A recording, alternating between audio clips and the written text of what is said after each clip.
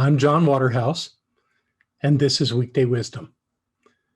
My final question to you for the year, at least the first part of it, is, are you ready for a new year?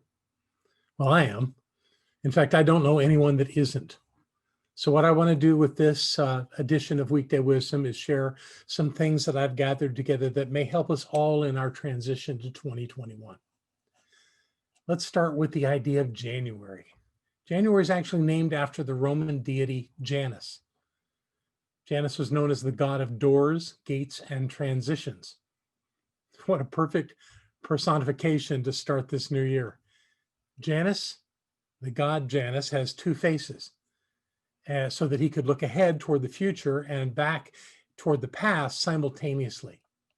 And as we get rid of all the stuff that was challenging to us in 2020 and look forward into 2021, it may serve us to be a little like Janus.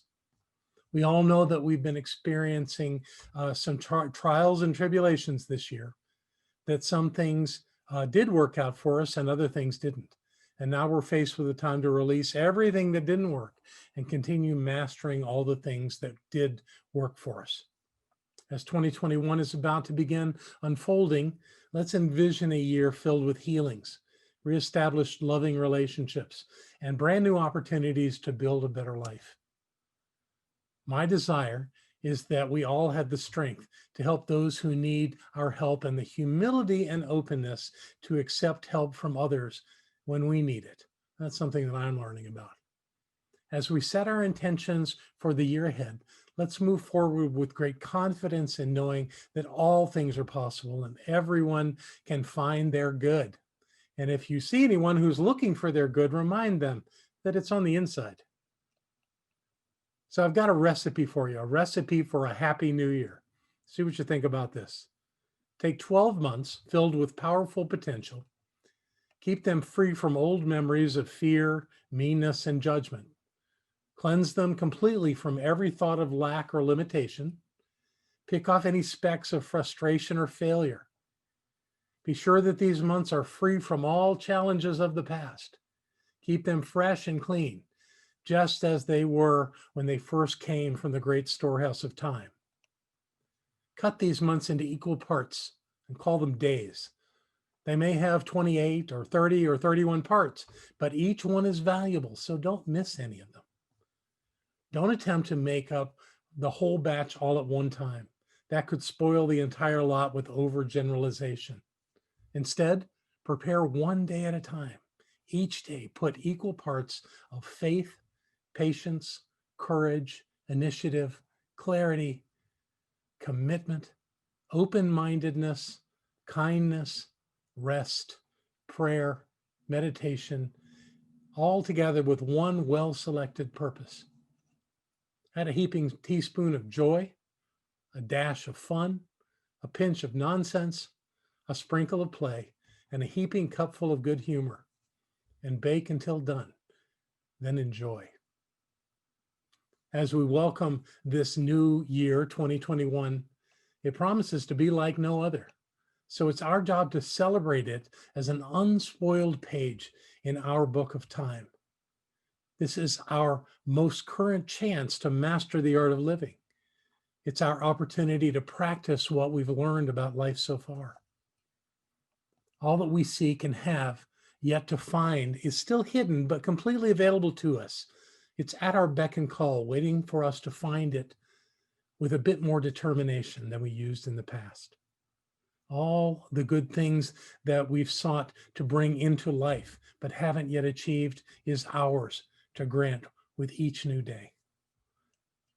All that we have to do is dream, but dream the things that we didn't dare to actually do. All that we desire, but haven't yet found. All the faith that we've claimed, but have not applied.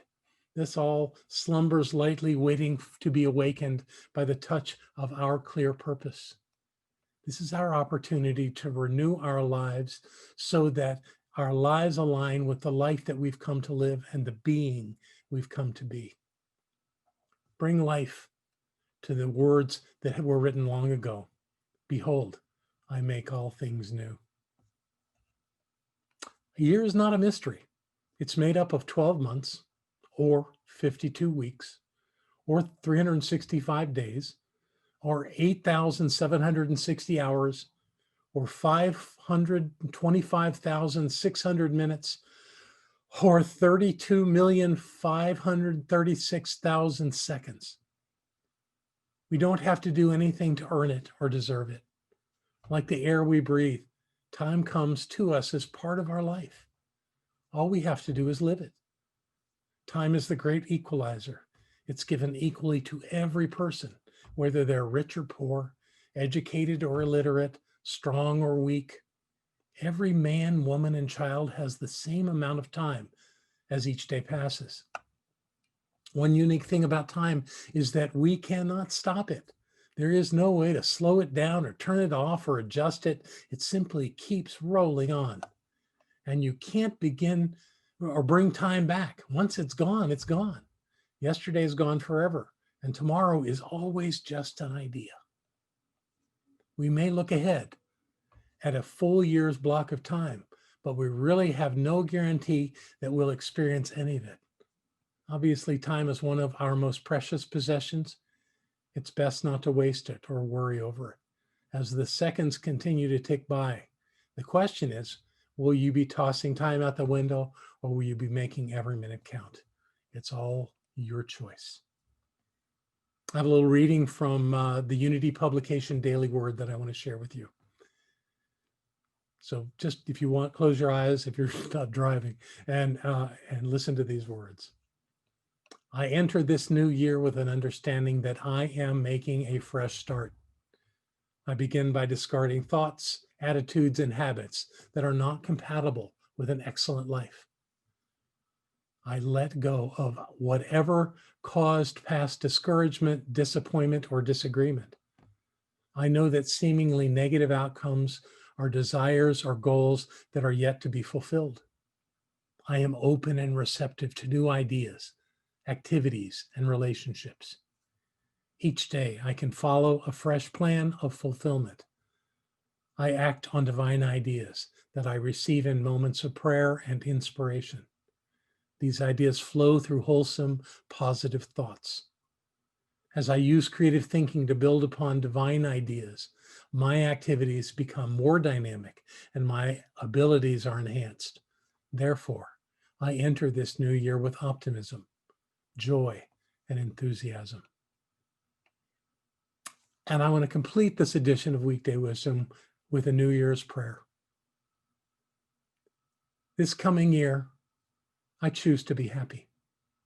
Not because there will be no challenges or pain, but because we will be strong enough to love and to learn, no matter what comes. Not because our paths are easy, but because we have the clarity and the fortitude to travel any path. Not because we have no hardships, but because we've replaced all fear with a heart filled with faith. Not because there is only sunshine, but because we have our own light that shines from within. Not because our lives are always pleasant, but because we know who we are and we act like it. My prayer is for love, peace, and joy to be revealed by us and as us every day of this coming year. And so it is. And with that, have a fantastic day, and I'll see you again.